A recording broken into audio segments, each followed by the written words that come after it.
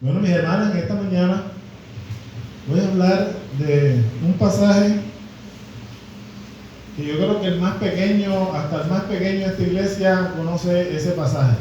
Si yo les preguntara a ustedes cuál es el pasaje más predicado de todos los tiempos y en todo el mundo, ¿ustedes cuál me dirían?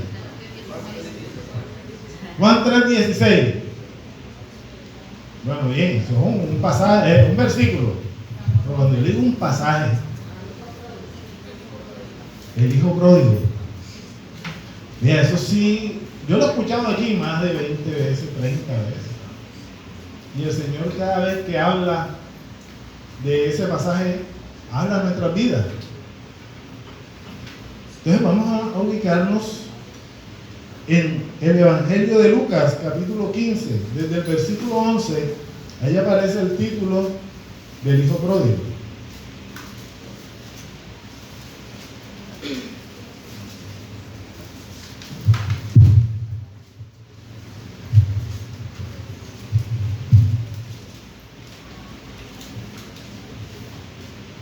¿Lo tenemos?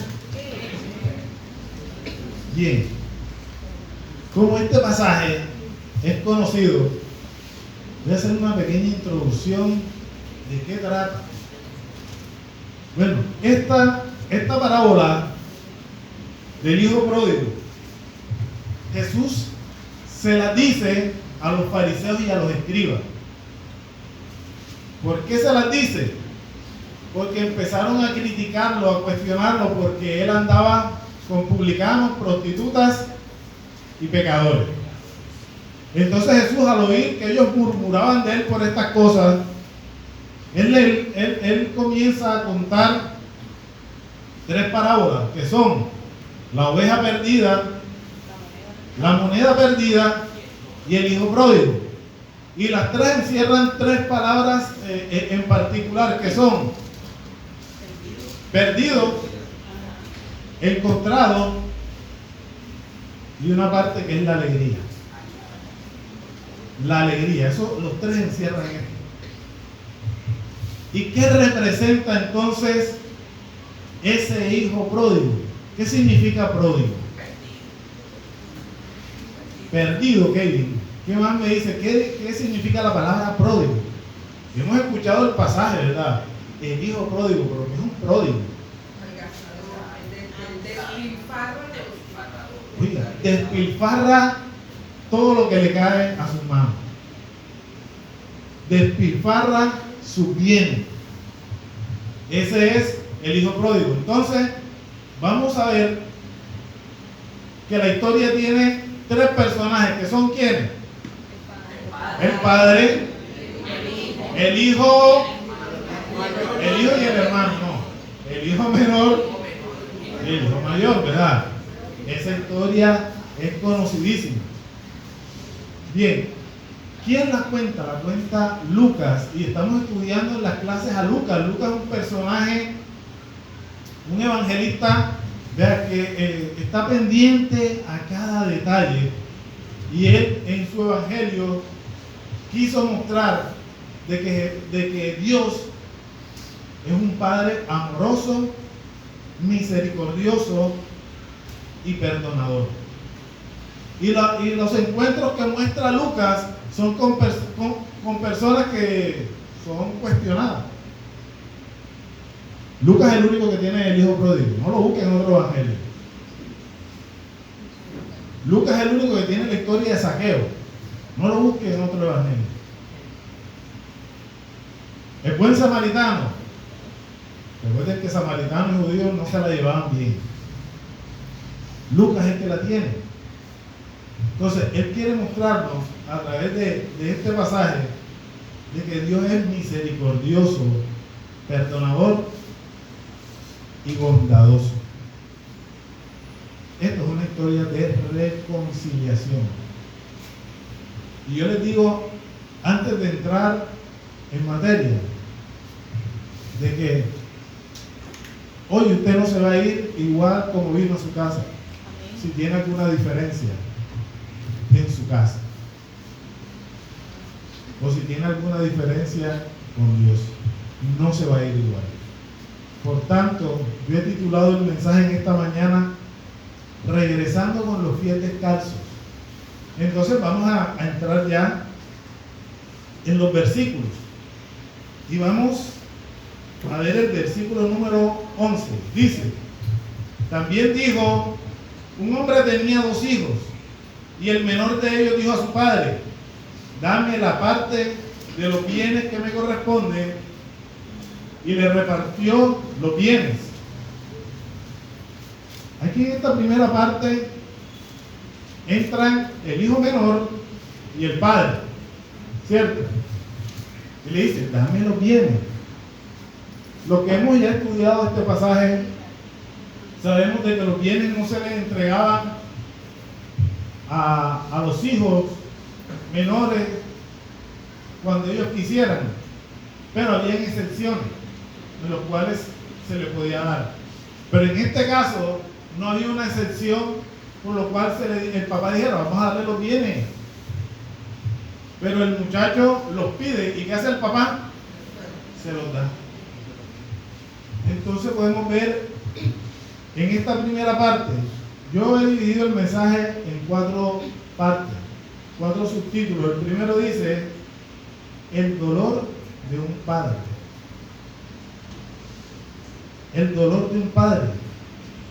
Cuando un hijo hace algo que deshonra a su padre, ¿qué siente el padre? Siente dolor, siente tristeza. En Génesis capítulo 6 versículos 5 y 6 dice, cuando Adán y Eva pecaron, dice que a Dios le dolió en su corazón de haber creado al hombre. Ese dolor también traduce a tristeza. Sintió tristeza de haber creado al hombre. Y mira lo que dice Efesios 4:30. No contristéis ¿a quién? Al Espíritu Santo. Y cuando Pablo habla de este texto, está diciendo de que en su corazón no hayan raíces de amargura, odio, enemistad, contienda, todas estas cosas que son pecado para Dios, y esto contrista al Espíritu. Entonces, cuando nosotros estamos en pecado, lo que hacemos es que contristamos al Padre. Entonces, pero vemos que este Padre es un Padre amoroso. Este Padre sencillamente sabía que su hijo iba a gastar sus bienes, pero el Padre le dio libertad. Y nosotros tenemos un Padre celestial que a nosotros nos ha dado libertad. Cuando Él puso a Adán y a Eva en el huerto del Edén, Él les dio la libertad. Ahora, la libertad lleva también una responsabilidad y también lleva unas consecuencias. Y esta libertad, si no se usa con sabiduría, puede traer graves consecuencias. Pero Dios le dio el espacio a él y permitió que el hijo recibiera sus bienes y se fuera. Nosotros como padres también, veámoslos ahora en el plano de nuestra familia. Hay padres que todo el tiempo están así, instigando. Y el joven, el chico no tiene libertad. Ahora dirán, no, pero es que estás diciendo pues que los jóvenes hagan lo que sea. No es eso. Yo les voy a poner un ejemplo. Aquí está mi hija Tamara, y cuando ella estaba en quinto de primaria, su mejor amiguita, y todo el tiempo la controlaba, y yo le decía también, pero toma tus propias decisiones. Si van a hacer una exposición y hasta el día de hoy, 2025, decía, vamos a hacer una exposición, a ti te toca este tema, y la niña controla todo. Si se le acercaba a alguien más del curso a hablar con ella, ella no le permitía, no. Entonces la tenía controlada. Y yo se lo dije desde quinto, primero bachillerato, ahora que está en segundo bachillerato, se lo dijimos al principio de año, hasta que ella misma se le abrieron los ojos. Entonces dice que la tenía asfixiada y ella se sentó aparte. La niña se ha resentido. ¿Pero a qué voy con esto? Que ella misma tuvo que experimentar. Le di el consejo, pero ella misma tuvo que experimentarlo. Entonces los hijos tienen que aprender de sus propios errores. Y de pronto esa es la libertad a la que yo me refiero, no a la libertad que vayan y hagan lo que sea. Pero en cuanto nosotros le estamos dando las pautas, le estamos diciendo cómo son las cosas, lo estamos trayendo a la iglesia. Pero ellos tienen que estrellarse con su propia realidad. Y eso fue lo que hizo este padre. Y dice, sigue diciendo el texto.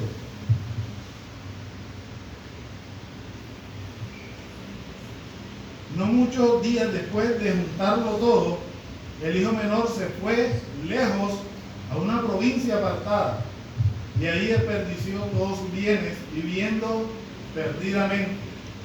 Cuando todo hubo malgastado, vino una gran hambre en aquella provincia y comenzó él a pasar necesidad.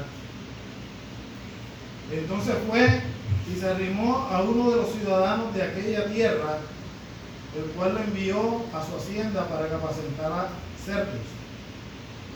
Y él deseaba llenar su vientre de las algarrobas que comían los cerdos, pero nadie le daba. Esta parte de la Biblia hemos estudiado bastante. Llegó al punto de que el joven ya había despilfarrado todo, como dijo Gabriel. Quedó sin nada. ¿Qué le tocaba? Pedir ayuda. ¿Por qué? Porque era muy orgulloso para regresar a dónde? A donde su padre. Prefirió que pedir ayuda a otras personas. Y la ayuda que le brindaron fue, bueno, ahí tengo unos cerdos para que los cuides, los alimentes. Cuando nosotros acá leemos que cuidaba cerdos y sabemos que el cerdo era un animal impuro para los judíos, quiere decir que este joven no estaba ni por ahí cerca a donde vivía su padre. Tuvo que haber ido lejos. ¿Recuerda cuando Jesús expulsó los demonios al Gadareno? Bueno, del otro lado de Jordán, esa gente sí, que no era israelita, ellos sí comían cerdo. Y él quería comer de eso. Y era el trabajo más denigrante que había en aquel entonces. Y él queriendo comer eso. Llega a una parte crucial en la vida de él. Y ahora hay una parte también que suele suceder en nuestra familia, en nuestra relación de padre e hijo. Y es la parcialidad. A veces no somos parciales con nuestros hijos. Imparciales con nuestros hijos, perdón. Ustedes recuerdan en Génesis 25-28, dice que Isaac amaba más a quién? A Esaú. Isaac. Génesis 48-22 dice que José amaba más a quién? A Manasés. José tuvo dos hijos, Manasés y Efraín. Y cuando se los llevó a su papá, a Jacob, le dice: papi, aquí te los traigo para que me bendigas a los hijos. Y se sienta a Efraín en la pierna izquierda y a Manasés se lo sienta aquí. Y cuando los va a bendecir, él cruza las manos y la mano derecha la pone sobre Efraín. Y dice José: no, papi, la mano derecha es acá, de José. Y dice: no. Y Jacob estaba ciego en aquel tiempo, casi ciego. Y Jacob le dice: yo te entiendo lo que tú quieres hacer, pero es que es necesario que este sea el servidor de este. Entonces siempre había ese tema, no sé, que producía entre los hermanos que discordia. Y aquí en esta historia se estaba produciendo algo parecido se estaba produciendo acá. Ahora vemos al hijo menor. ¿Qué representa el hijo menor en la historia? Representa a los que están en pecado. Cuando les dije que esto es la parábola del hijo pródigo, representa a los pecadores, representa a Dios y representa al hijo mayor como a los fariseos. Esa es la representación. Y este hijo menor era el que se había ido.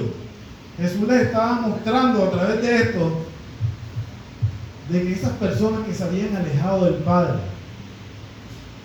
de los que hoy nos hemos alejado del Padre, de los que alguna vez disfrutaron del amor, la misericordia del Padre, la provisión de su casa, pero prefirieron irse para satisfacer sus propios deleites. Pero cuando ellos sienten ya el estrellón, que se les remueve el piso, entonces tienen que hacer un par en su vida y una reflexión. Este hijo menor sabía que su padre era bueno. Créanme, mis hermanos, que el padre que usted tiene y la madre que usted tiene son buenos. Aunque la Biblia dice que no hay nadie bueno, pero también la Biblia dice, pero si un padre, siendo malo, le da buenas dádivas a su hijo, ¿cuánto más nuestro Padre Celestial, que ese sí es verdaderamente bueno? Me recuerda el pasaje del joven rico cuando el rico le dice, maestro bueno. Y es que en la antigüedad a los rabinos, cuando se les iba a acercar a hablarle, se le hacía un halago diciéndole maestro bueno. Por eso él usa esta expresión. Y Jesús le dice, ¿por qué me llama bueno si nadie es bueno? Solo Dios.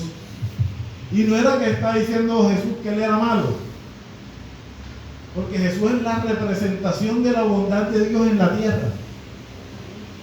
Jesús le estaba diciendo estas palabras sencillamente para llevarlo a él a una conversación meramente teológica y llevarlo a comprender de que Dios es completamente bueno.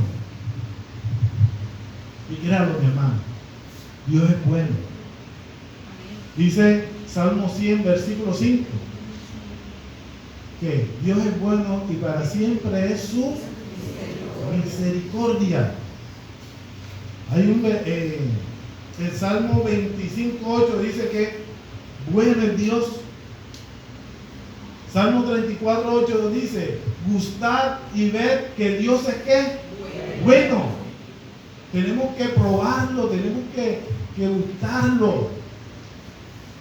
Y nosotros sabemos que Dios es bueno, pero ¿sabes qué preferimos? Darle la espalda a Dios y hacer lo que nosotros queremos. Y eso fue lo que hizo el joven rico. Él sabía que su padre era bueno. Es más, él sabía que si iba a regresar, su padre lo iba a recibir. Pero tenía orgullo en su corazón. Pero dice el texto que el joven volvió ¿en qué? En sí. El joven estaba como en un sueño profundo. Y este volver en sí es hacer una reflexión, como dice muchas veces el pastor, introspectiva. Y no lo voy a hacer movimiento de gracia porque no me sale bien. ¿Verdad? Introspectiva, y se miró y miró su condición. Y las palabras que él dice, miren todo lo que yo estoy padeciendo aquí, y en la casa de mi padre hay abundancia de provisión. Y esta es la parte que marca la historia por completo. O sea, es el eje central de esta historia. Cuando el joven vuelve en sí. Porque si no lo hace, sencillamente, ¿en qué termina la historia? Es un joven perdido viviendo en la pobreza y alejado de la casa del Padre. Cuando nosotros hemos degustado del amor de Dios, a nosotros no se nos pasa por la cabeza el irnos de la casa. Uno se queda en la casa. Hay una canción muy bonita de Tales Roberto que se llama así: vuelvo a casa, a la casa de mi padre. Extraño oír su voz. ¿No extraña oír la voz de Dios? A veces dejamos de venir 2 fines de semana. ¿No extrañamos oír la voz de Dios? Y este muchacho recupera la sensatez y volvió en sí. Como les dije, un punto determinante de la historia. Ahora el versículo 22 dice de esta manera: pero el padre ¿qué hacía? Dice el texto que el padre estaba así, esperando que el hijo se apareciera en algún momento. Y el muchacho dice: voy a ir donde mi padre y le diré: Padre, he pecado contra el cielo y contra ti. No soy digno de ser llamado tu hijo. Trátame como a uno de tus jornaleros. Ya lo dijeron en coro, o sea, se la saben. ¿Cómo llegó? ¿Quiénes eran los jornaleros ahí? Eran personas contratadas y muchos de ellos eran esclavos. Él está diciendo: trátame como a un esclavo, pero recíbeme en la casa. ¿Y saben cómo llegó este joven? Llegó casi semidesnudo y con los pies descalzos. Así se presentó este joven, esperando la reacción del padre. Pero cuando el padre lo ve, se abalanza contra él. ¿Y qué hace? Lo abraza, lo besa. Versículo 22. Pero el padre dijo a sus siervos: sacad el mejor vestido y vestirle, poner un anillo en su dedo y calzado en sus pies. ¿Cómo vino él? Sin nada. ¿Qué le estaba tratando de decir Jesús a estos fariseos y a estos escribas? ¿Qué le decía? De que los fariseos estaban más pendientes a los sacrificios, a los rituales externos. Pero la Biblia dice que no hay sacrificio que le agrade más a Dios que un ¿qué? Que un corazón contrito y humillado. Ese no desprecia el Señor. Ese es el sacrificio interno y no al que ellos se estaban fijando siempre, a lo externo. ¿Y cómo llegó el joven? Con un corazón contrito. ¿Qué es contrito? Roto, desquebrajado, arrugado. Y dice que cuando una persona se acerca así al Señor, el Señor no le desprecia. Al Señor no le importa cuán lejos nos hayamos ido o cuán bajo hayamos caído. Las puertas de la reconciliación siempre están abiertas. Siempre estarán abiertas para todo aquel que quiera acercarse al Señor. Dice Romanos 2:4. ¿Quién me puede ayudar con este texto? Romanos 2:4. Ustedes saben qué hace la bondad de Dios. El solo hecho de saber de que Dios es bueno hace algo en nuestro interior.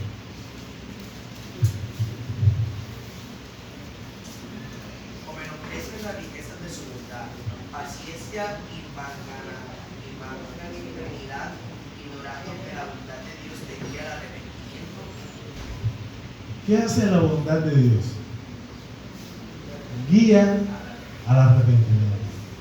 ¿Qué llevó a este joven a decir: estoy mal, necesito volver a la casa de mi padre? El saber de que su padre era ¿qué?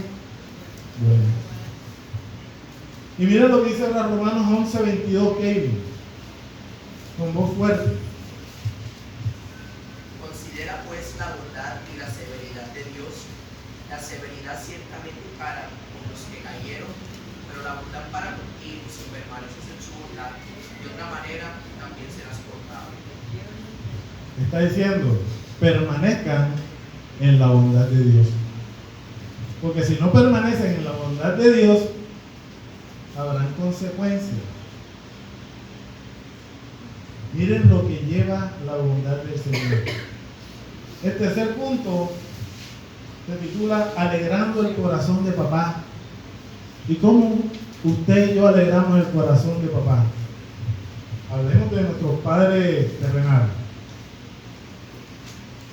¿Cómo lo alegramos nosotros? Honrándolos, obedeciéndolos, respetando, dándoles honor. Ese honrar a los padres, dice las Escrituras, que es el primer mandamiento que conlleva una promesa. ¿Y cuál es? Que seréis de larga vida en la tierra. Y te irá bien. Miren, de que Dios, que Jesús lo llama el Padre, le otorga ese título divino a los padres terrenales, es porque Dios también le ha transferido a ellos una autoridad. Y nosotros como hijos debemos obedecer esa autoridad, porque ahí se refleja cómo nosotros vemos a Dios y ni siquiera honramos a papá aquí, que lo veo, que lo trato todos los días, que desde pequeño me ha dado el alimento, me ha dado estudio. ¿Cómo lo trato yo? ¿Será que así trato al Padre Celestial? Eso es lo que ha hecho el Señor con nuestros padres. ¿Y cómo le alegramos el corazón a Dios cuando nosotros actuamos con qué? Con sabiduría. La Biblia dice que cuando el joven o la persona es sabia, alegra el corazón del Padre. Proverbios 27:11. Brenda, tú me puedes ayudar con Proverbios 15:20. Gaby, me ayuda con Proverbios 17:21. A ver, Proverbios 27:11. Sé sabio, hijo mío, y alegra mi corazón, y tendré que responder al que me agrade. Sé sabio y alegrarás mi corazón. 15:20. El hijo sabio alegra al padre, mas el hombre necio menosprecia a su madre. El sabio alegra al padre. Dice lo mismo, Proverbios 17:21. El que engendra al insensato por su tristeza lo engendra, y el padre del necio no se alegrará. ¿El necio cuál es? ¿Qué dice la Escritura que son los necios? Los que dicen que no hay Dios en su corazón. Ese es el necio. Aquel que desprecia a Dios, ese genera en el Padre tristeza. Pero aquel que es sabio, ¿cuál es el sabio? El principio de la sabiduría es que el temor de Jehová. Entonces, aquel que teme a Jehová, ese alegra el corazón del Padre. Por eso cuando el Padre vio que su hijo regresó, actuó en sabiduría, ¿qué hizo el Padre? Se alegró. Eso hace que el corazón del Padre se alegre. Cuando nosotros le buscamos, cuando nosotros volvemos en sí, cuando nos hemos descarriado, nos hemos ido lejos, pensando de que papá no me ve. Y Dios quiere que nosotros dejemos de ser necios.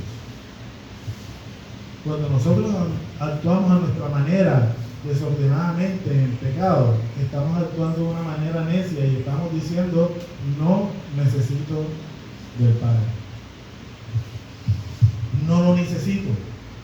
Y dice que a este joven le dieron vestiduras, un anillo y le dieron calzados. El andar descalzo, los que andaban descalzos eran los esclavos. Y cuando una persona también se quitaba el calzado, era señal de humillación, de sumisión, de humildad. Y así se presentó este joven. ¿Qué representa este corazón contrito y humillado? ¿Qué representa estar con los pies descalzos? Representa un estado espiritual de profundo dolor. Y eso era lo que estaba sintiendo el muchacho.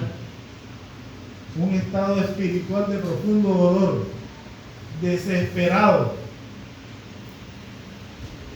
angustiado. Y ahora vamos a ver la última parte, que se titula Cuidándonos de la autojustificación. Y ahora les voy a hablar del hijo mayor. Veamos los versículos del 28 al 32. Dice, entonces se enojó el hijo mayor y no quería entrar. Salió por tanto su padre y le rogaba que entrara. Pero él respondiendo dijo al padre, tantos años que te sirvo, no habiéndote desobedecido jamás, y nunca me has dado ni un cabrito para gozarme con mis amigos. Pero cuando vino este hijo tuyo, que ha consumido tus bienes con rameras, has hecho matar para él el becerro gordo. Entonces le dijo, hijo, tú siempre estás conmigo y todas mis cosas son tuyas. Hasta ahí. Siempre has estado conmigo. Jesús les estaba diciendo a través de esta parábola que ellos eran ese hijo mayor, que siempre habían estado ¿dónde? En el templo. Siempre estaban pendientes de hacer cumplir las leyes, de que otros obedecieran las leyes, estaban pendientes a los rituales, siempre estaban allí, pero que ellos también necesitaban de la misericordia del Padre. Pero el orgullo, así como el hijo menor cuando se fue, ellos también eran orgullosos. Y Jesús les está diciendo, ustedes siempre han estado conmigo. ¿Y qué es entonces esto de la autojustificación? Esto es de creerse uno que es mejor que los demás, que uno es bueno, más bueno que Jesús y más bueno que Dios. ¿Y qué hace la justificación en las personas cuando tienen esto? De que empiezan ¿a qué? A señalar y a juzgar a los demás. Este es el detalle y el problema de la autojustificación. Que empezamos a ver los errores de los demás. Y las casas están divididas. Y las iglesias están divididas por este tema. Porque nadie se considera al otro como a sí mismo. Como si nunca hubiese fallado en su vida o como si nunca fuese a fallar. Y están todo el tiempo con el dedo señalador. Esos eran los fariseos. Aquellos que le ponían cargas a las personas para que no, a los pecadores, para que no se acercaran a la presencia de Dios. Es más, no se gozó cuando su hermano regresó. Y estas personas, cuando una persona cae en pecado, en vez de ir y hablarle para que se reconcilie con el Padre, lo que hace es hundirlo más. Y coge y visita a uno y va donde el otro, y mira este y este, autojustificándose cuando la Biblia dice que todos somos malos. Así es. Malos, pero malos. Y cuando usted es un creyente y se porta de esa manera, es más malo todavía que los malos que están allá afuera. El Señor les está diciendo, alégrate. Alégrate cuando una de estas personas se arrepiente. Alégrate, recibe al hermano, gózate con él. Recíbelo con los brazos abiertos, como lo hace el Padre. Ellos necesitan también de la misericordia de Dios. En esta mañana el Señor quiere hablarnos en esta manera. Debe haber reconciliación en nuestra familia. Los hijos con los padres. Aquí vimos relación de padres, de un padre con sus hijos, pero también debe haber reconciliación entre el esposo y la esposa. El apóstol Pablo dijo que nosotros se nos dio el ministerio de la reconciliación. ¿Y en qué consiste ese ministerio de la reconciliación? Hablarle y decirle: Jesús puede hacer nuevas todas las cosas. Ese es el ministerio, no el ministerio de juzgar y de señalar. Dios quiere que nuestros hogares sean sólidos, pero sobre todo Dios quiere que usted se reconcilie con el Padre si en este momento usted se ha alejado de Él. Si en este momento usted se ha comportado como necio, o quizás yo me he comportado como necio,